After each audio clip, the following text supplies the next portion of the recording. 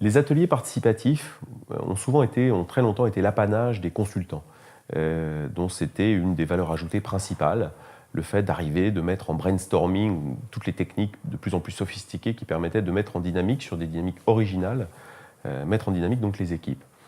Depuis peu, et au regard de l'obligation qu'a aujourd'hui un manager moderne d'animer de manière de plus en plus participative ses équipes, il y a eu un transfert. Un transfert s'est opéré, transfert de techniques, de ces techniques participatives d'animation d'atelier, vers le commun des managers.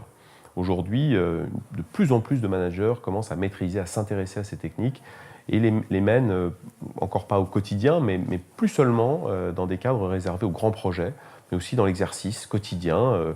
Quid pour gérer l'intégration d'un nouveau collaborateur au sein d'une équipe, quid pour gérer aussi une tension, une démotivation passagère de l'équipe. Autant de situations dans lesquelles l'usage de ces ateliers participatifs peut s'avérer utile.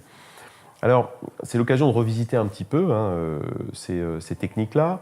J'avais notamment publié un ouvrage passé en mode workshop qui détaillait pas mal de ces techniques. On avait détaillé dans cet ouvrage notamment le modèle du pendule. On sait aujourd'hui que l'optimal d'efficacité de ces ateliers s'opère en alternance qu'on appelle souvent cerveau droit, cerveau gauche.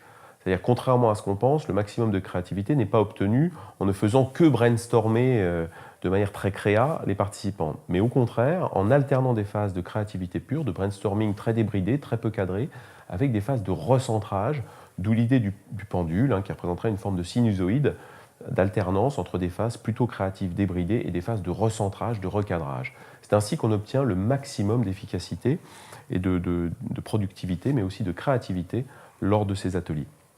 Alors, il existe de très nombreuses techniques, évidemment, de workshop, mais qui en général vont toujours inclure une première phase dite d'inclusion, permettant à chacun des participants présents autour de la table ou présents dans la salle de se sentir concerné, impliqué au moment présent.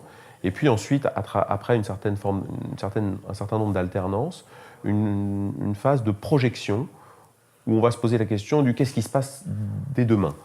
Qu'est-ce qu'on va réaliser pour peut-être matérialiser l'ensemble des éléments qui ont été produits dans cet atelier. Autre élément intéressant qui a profondément transformé cet exercice depuis quelques années, ce sont l'usage des e-workshops. Aujourd'hui, de très nombreux outils d'animation d'ateliers digitaux ont modifié une partie assez sensible des techniques et surtout des méthodes d'animation de ces ateliers participatifs. Le fait d'animer avec un iPad modifie la posture, modifie l'interaction. Ça peut la brider dans un certain nombre de cas, mais ça peut aussi considérablement l'enrichir, notamment en renforçant des choses qui étaient assez difficiles à maîtriser, telles que la garantie d'anonymat, aussi le fait de mieux maîtriser les jeux d'acteurs politiques autour d'une table, sont des facteurs qui peuvent être considérablement améliorés par l'usage d'outils digitaux. Voilà. Autant de pistes à revoir et peut-être de nouvelles pistes à explorer. Merci.